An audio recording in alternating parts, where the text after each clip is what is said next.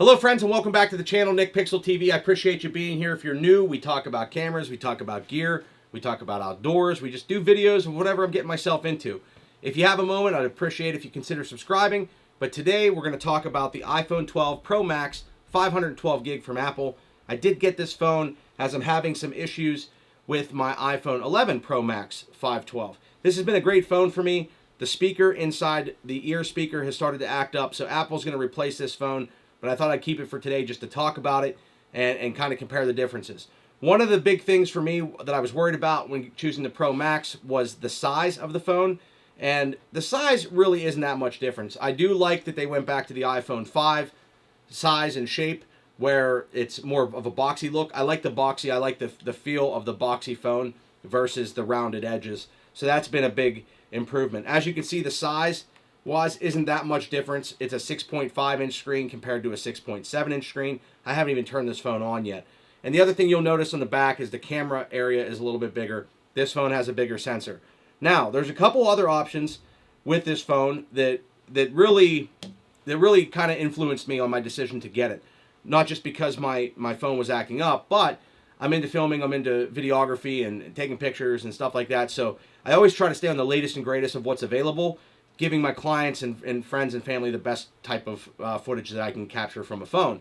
And a phone is typically on me, whereas some of the other cameras here aren't, and I don't always have it. Today we're filming with the Canon EOS R5, and we're using the 35mm lens on that. One of the new differences for this year is Apple put a different camera system into the Pro Max versus the Pro. So a lot of people between the Mini, the Pro, and the Pro Max we're kind of up in the air because Apple didn't really say it in their press release. They didn't really announce these things, I guess would be the word. So one of the biggest influences that led me to purchase this iPhone 12 Pro Max is the sensor shift stabilization. So that's different than your image stabilization, your digital image stabilization that's in most cameras. Now you have the sensor moving around up and down, left and right to help stabilize the shot. Most of the other phones are just digitally stabilized, like the iPhone 12 mini that just came out. So that is a big deal to me. I think that's going to help perform well. This camera here on the 12 Pro Max, also with the bigger sensor, has an f2.2. And forgive me, I'm just going to look at the screen here to tell you the exact specs, but the ultra-wide lens is an f2.4 aperture. The wide-angle lens is 1.6, and the telephoto is 2.2.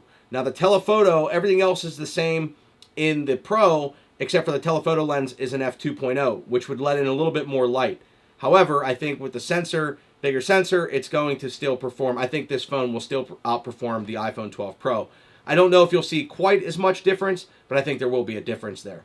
The iPhone 12 mini does have a 2.4 aperture ultra-wide lens and a 1.6 aperture wide-angle lens. So if you're into the 12 mini and you're worried about size, which I think a lot of us are a lot of times, getting a smaller phone, that's your choices there for Apple this year. So as far as the zoom is concerned, I'll look at the screen here again. A 2.5 optical zoom, 2 times optical zoom out, 5 times optical zoom range, and digital zoom up to 12 times. Compared to the iPhone 12 Pro, which is a 2 times optical zoom in, 2 times optical zoom out, 4 times optical zoom range, and then digital zoom up to 10 times. So you're getting a little bit more reach with the iPhone 12 Pro Max versus the iPhone 12 Pro. And then the iPhone Mini 12 has 2 times optical zoom and a digital zoom up to 5 times. So as far as zooming is concerned, I think the Pro Max wins there. Now the front camera on these phones, I believe is the same across the board between the Mini, the 12 Pro, and the 12 Pro Max. I believe that the front camera is the same. Don't hold me to that. If you know more about it, throw it in the comments.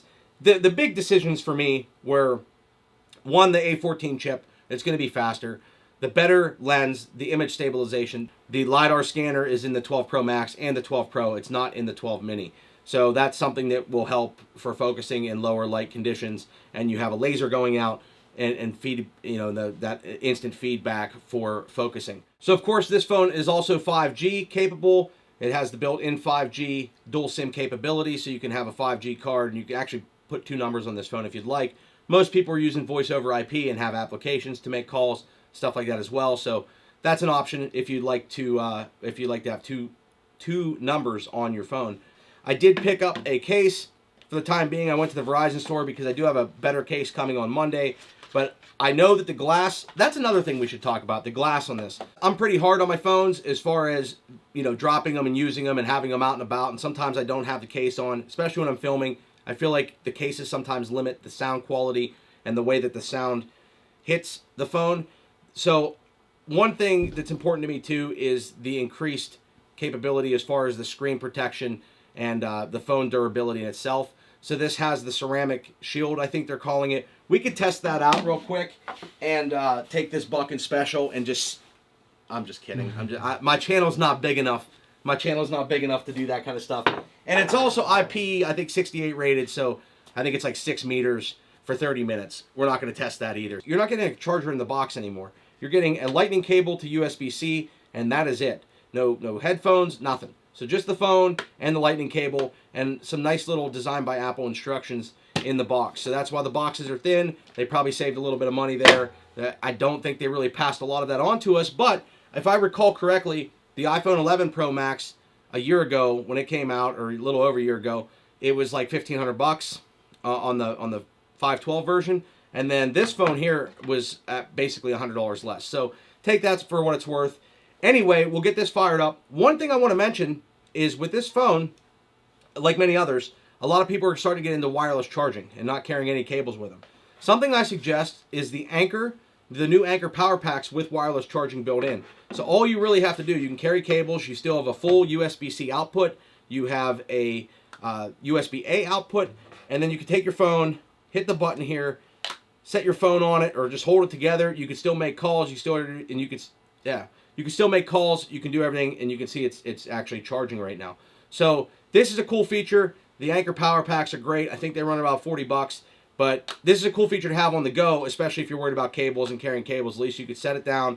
When I'm in an office or at a desk, I like to just set it on the wireless charging, and you'll be able to do that too with the iPhone 12 Pro Max. Another thing about the batteries and battery life is you have 20 hours of playback, of video playback, it says, on the Pro Max, 17 hours of video playback on the 12 Pro, and 15 hours of video playback on the 12 Mini.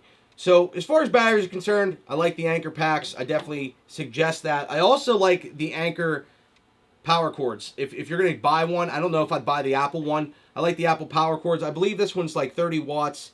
The Nano, it's called an Anker Nano. I love these things. These are great to have. Charge your iPad, iPhone, all that kind of stuff. I do like Anker products. This video is not sponsored in any way. These are just things that I use. So the Anker power pack with wireless charging and USB-C, coupled with this, you'd be good to go, but you have to think about those expenses as well. I do appreciate these kind of devices. You spend a lot on them today, and if you're going to get the value out of them and you're really shooting videos on a phone, I always try to tell people you don't have to go and get cameras and spend a lot of money. Spend your money on the phone, spend the extra money to get the best phone that you can if you're up for contract, things like that, and then you can accessorize it. So you can take your phone, and one of the things that I'll be testing, and I have a bar here that I can put 2 phones on or 3 phones if I want to and do some side-by-side comparison tests.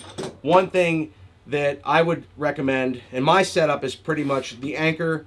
You know, you're going to have a USB-C cord. You're going to have the little Anker mini charger. I like the Ulanzi mount with the Rode Video Micro. We are going to do a little video test with the Deity, or however you say this mic. It has a front and a back mic. We'll do a little test with that. But I do suggest having the Rode Video Micro, a cable. You can plug this right to your phone. Again, connect it to your phone. Run this into your little adapter, which you'll also have to purchase to Lightning. And then you can use like any kind of little small tripod, a gorilla pod, and you have good audio with your phone. And this is probably going to be a really good setup with the image stabilization built in. So I appreciate everybody that's taking the time to check out this video. If I missed something, you can throw it in the comments. There's going to be more videos. I thank you guys for watching. Consider subscribing, and we'll see you in the next Pixel.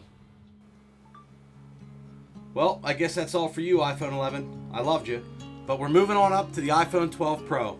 Listen, if you guys have a second, if you enjoy filming on a cell phone, smash that thumbs up button for me.